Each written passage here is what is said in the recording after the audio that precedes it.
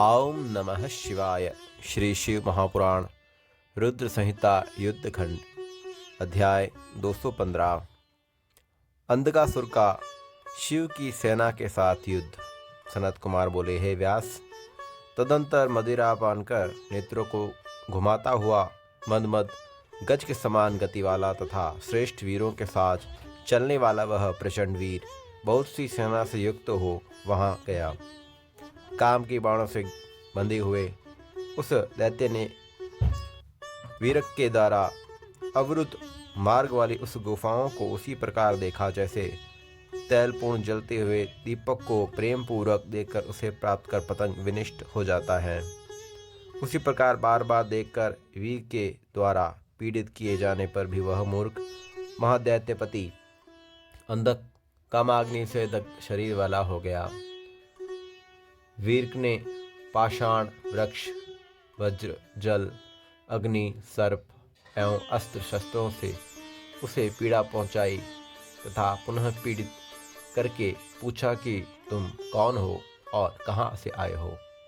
उसका यह वचन सुनकर अंधक ने अपना अभिप्राय प्रकट किया और उस वीर के साथ युद्ध करने लगा। आश्चर्य है कि उस अप्रमेय महावीर वीरक ने अंधक को एक मुहूर्त में युद्ध में जीत लिया। महान खड्ग के चूर चूर हो जाने पर दुखी तथा विस्मय रहित वह अंधक युद्ध भूमि छोड़कर भूख प्यास से व्याकुल हो भाग खड़ा हुआ। तदंतर प्रहलाद आदि प्रधान दैत्य उसके साथ युद्ध करने लगे, किंतु अत्यंत भयंकर वह दैत्य अनेक शस्त्रों से लड़ते हुए पराजित होने के कारण लज्जित हो गया।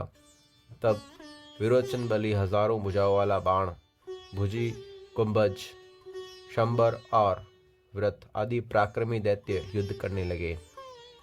चारों ओर से घेर कर युद्ध करते हुए उन दैत्यों को शिव के गण वीरक ने पराजित कर दिया, उनके दो टुकड़े कर दिए। बहुत से दानवों के मर जाने पर वह कुछ शेष रहने पर सिद्ध संध्याओं ने जय जयकार किया। मेधामास पीर से महाभयंकर उस युद्ध के बीच गीदड़ आनंद से नाचने लगे और रुधिर के भयंकर कीचड़ में विचर करते हुए मांसाहारी जंतुओं से सारी रणभूमि भयंकर दिखाई पड़ने लगी। उस समय वीरक द्वारा दैत्यों के विनिष्ट हो जाने पर भगवान सदाशिव ने दाक्षायणी को सांत्वना देकर कहा, हे प्रिय, मेरपुर में जिन कठिन महापाशु व्रत को किया था उसे करने जा रहा हूँ। शिव जी बोले, हे देवी, रात दिन तुम्हारे साथ प्रसंग के कारण मेरी सेना का क्षय हो गया। मरणाधर्मा दैत्यों के द्वारा मेरी अमृतीय सेना का विनाश हुआ। यह किसी पुण्यनाशक ग्रह का ही प्रभाव हुआ है। हे सुंदरी, अब मैं वन में जाकर परम दिव्य एवं अद्भुत वर प्राप्त कर अत्यंत कठिन व्रत करूंगा। तुम पूर्ण रूप से भय रहित और शोक विहीन रहना। सनत कुमार बोले, इतना वचन कहकर अत्यंत तेजस्वी महात्मा शंकर अपने श्रृंगी का धीरे से शब्द करके अत्यंत घोर पुण्यतम वन में जाकर पाशुपत व्रत का अनुष्ठान करने लगे। जिस व्रत को देवता एवं दानव भी करने में समर्थ नहीं है, उसे उन्होंने 1000 वर्ष पर्यंत किया। उस समय पतिव्रता तथा शील गुण से संपन्न पार्वती मंदर पर्वत पर स्थित हो सदाशिव के आगमन की प्रतीक्षा करती हुई अकेले गुफा में अंदर सदा भयभीत तथा दुखी रह करती थी। उस समय पुत्र वीरक ही उसकी रक्षा करता था। इसके बाद वरदान से उन्मत्त तथा कामदेव के बाणों से धैर्य रहित वह दैत्य बड़ी शीघ्रता से प्रहलाद आदि दैत्यों के साथ उस गुफा के पास आ गया।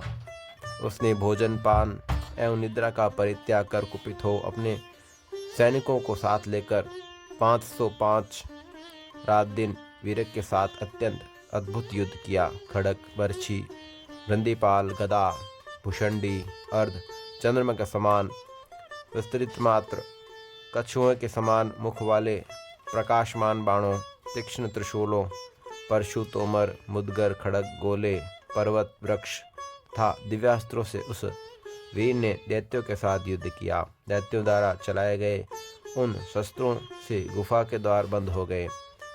कहीं लेश मात्र भी प्रकाश नहीं रहा। वीरक भी शस्त्रों से चोटिल से आहत होकर गुफा के अंदर मूर्छित होकर गिर पड़ा। सभी दैत्यों से तथा उनके शस्त्रों से बहुत मात्र के लिए वीरक को आच्छादित देखकर तथा यह देखकर कि यह भयंकर दैत्यों से हटा नहीं पा रहा है, गुफा में स्थित देवी ने भयंकर सखियों के साथ ब्रह्मा, विष्णु तथा समस्त गणों की सेनाओं का स्मरण किया। उनके स्मरण मात्र से ही ब्रह्मा, भगवान विष्णु तथा इंद्र सभी सैनिकों के साथ स्त्री रूप धारण कर वहां आ गए। स्त्री बनकर वे देवता, मुनि, महात्मा, सिद्ध, नाग तथा गुहा पर्वतराज की पुत्री की गुफा के भीतर प्रविष्ट हुए। उनके स्त्री रूप धारण करने का कारण यह था कि उत्तम राजा के आसनस्थ होने पर उनके अंतपुर में पुरुष वेश में जाना निषिद्ध है, इसलिए वे स्त्री समूह के रूप में एकत्रित हो गए। वीर कार्य करने वाली यह अद्भुत रूप वाली स्त्रियां जब पार्वती की गुफा में प्रविष्ट हुई तो उन स्त्रियों को देखकर पार्वती अत्यंत प्रसन्न हो गई। उस समय सैकड़ों हजारों उदम्बियां स्त्रियों के द्वारा प्रलयंकालिनी प्रचंड मेघ के समान घोष वाली वह विजय देने वाली हजारों भैरवी एवं शंख बजाए गए। अद्भुत तथा प्रचंड पराक्रम वाला वीरक भी मूर्छा त्याग कर शस्त्रों को लेकर महारथियों के आगे खड़ा हो गया और उन्हीं शस्त्रों से दैत्यों का वध करने लगा। उस समय हाथ में दंड लिए हुए ब्रह्माणी क्रोध से युक्त चित्त वाली गौरी अपने हाथों में शंख, गदा, चक्र तथा धनुष धारण की हुई, नारायणी हाथों में नारंगल दंड लिए कांचन के समान वर्ण वाली व्योमाल का हाथ तथा हाथ में हजारों धारण वाले प्रचंड वेग से युक्त उग्र वेग वाले वज्र को लिए हुए एक केंद्रीय युद्ध हेतु निकल पड़ी। हजारों नेत्र वाली युद्ध में निश्चल रहने वाली अत्यंत दुर्जय सैकड़ों दैत्यों से कभी पराजित न होने वाली तथा भयंकर मुख वाली वैश्वानरी तथा हाथ में दंड लिए हुए उग्र साम्या शक्ति भी युद्ध में प्रवृत्त हो गई। हाथ में अत्यंत तीक्ष्ण तलवार तथा घोर धनुष लेकर निरशिति शक्ति आई। वरुण का पाश हाथ में धारण कर युद्ध की अभिलाषा करती हुई तोयालिका निकल पड़ी। प्रचंड पवन की महाशक्ति भूख से व्याकुल हो हाथ में अंकुश लेकर, कुबेर की शक्ति हाथ में प्रलयंकाली अग्नि के समान गदा लेकर युद्ध भूमि में आ पहुंची। तीक्ष्ण मुख वाली कुरूपा, नख रूप आयुध वाली, नाग के समान भयंकर यक्षेश्वरी आदि देवियां तथा इसी प्रकार की अन्य सैकड़ों देवियां भी संग्राम भूमि में निकल पड़ी। उसकी अपार सेना देखकर वे देवियां विस्मित, भय से व्याकुल, फीके वर्ण वाली तथा अत्यंत कातर हो गई। उसके बाद ब्रह्माणी आदि सभी देव शक्तियों ने पार्वती की सम्मति से अपने मन को समाहित कर वीरक को अपना सेनापति बनाया। इसके बाद वरदान से शक्ति संपन्न प्रधान दैत्य मन में यह विचार कर अभूतपूर्व युद्ध करने लगे कि आज इन नारियों से हम मृत्यु को प्राप्त होंगे तथा इन पर विजय प्राप्त करेंगे।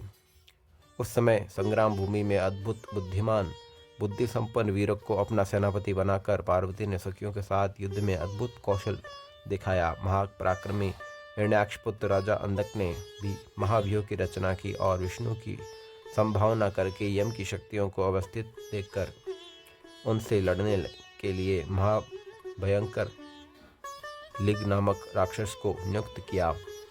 ब्रह्मा जी की सेवा करने से उसका मुख अत्यंत विकराल हो गया था, इसलिए उसे मारने के लिए भगवान विष्णु आए। इसी समय 1000 वर्ष बीत गए जाने पर प्रलयकालीन हजारों सूर्य के समान क्रांति वाले व्याघ्र चरमधारी भगवान शिव जी भी कुपित होकर युद्धभूमि में आ गए। तब उन महेश्वर को युद्ध भूमि में आया देखकर अत्यंत प्रसन्न हुई उन स्त्रियों ने वीरक को साथ लेकर वहां युद्ध किया। उस समय सिर झुकाकर सदाशिव को प्रणाम करके पति का पराक्रम प्रदर्शित करती हुई गौरी ने प्रसन्नतापूर्वक घोर युद्ध किया। उसके बाद शंकर जी पार्वती को हृदय से लगाकर गुफा के भीतर प्रविष्ट हो गए। पार्वती ने उन हजारों स्त्रियों को अनेक प्रकार से सम्मानित कर विदा किया और वीरक को गुफा के द्वार पर रहने दिया। इसके बाद नीति में विलक्षण उस असुर ने गौरी एवं गिरीश को संग्राम भूमि में न देखकर शिवजी के पास विगस नामक अपना दूत भेजा। उस संग्राम में देवताओं के प्रहार से छत विछत शरीर वाले उस दैत्य ने शिवजी के पास जाकर उन्हें सिर से प्रणाम कर गर्वयुक्त कठोर वचन कहने लगा। दूत बोला, हे शंभो, अंधक द्वारा भेजा गया मैं इस गुफा में प्रविष्ट हुआ हूँ। उस अंधक ने आपको संदेश भेजा है कि तुम्हें स्त्री से कोई प्रयोजन नहीं है, अतः इस रूपवती युवती नारी को शीघ्र ही त्याग दो। प्राय आप तपस्वी को अंतःकरण की भूषित करने वाले क्षमा आदि गुणों का सेवन करना चाहिए। मुनियों से विरोध नहीं करना चाहिए। ऐसा विचार कर मैं तुमसे क्रोध नहीं करना चाहता। वस्तुतः तुम तपस्वी मुनि नहीं हो, किंतु शत्रु हो। हे धूर्त तापस, तुम हम दैत्यों के महाविरोधी शत्रु हो, अतः शीघ्रता से मेरे साथ युद्ध करो। मैं आज ही तुम्हारा वध करके तुम्हें रसातल पहुंचाता हूँ।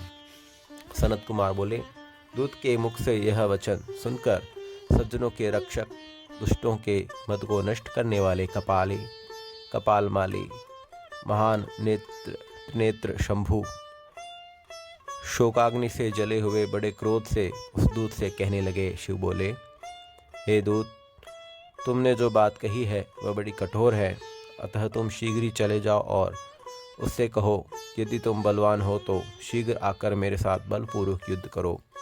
इस पृथ्वी पर जो अशक्त हैं उसे मनोहर स्त्री तथा धन से क्या प्रयोजन।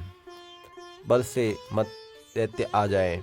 मैं यह निश्चित किया है, आशक्त पुरुष तो शरीर यात्रा में भी असमर्थ है, अतः उसके लिए जो विहित हो उसे करें, और मुझे भी जो करना है उसे मैं करूँगा, इसमें संदेह नहीं है।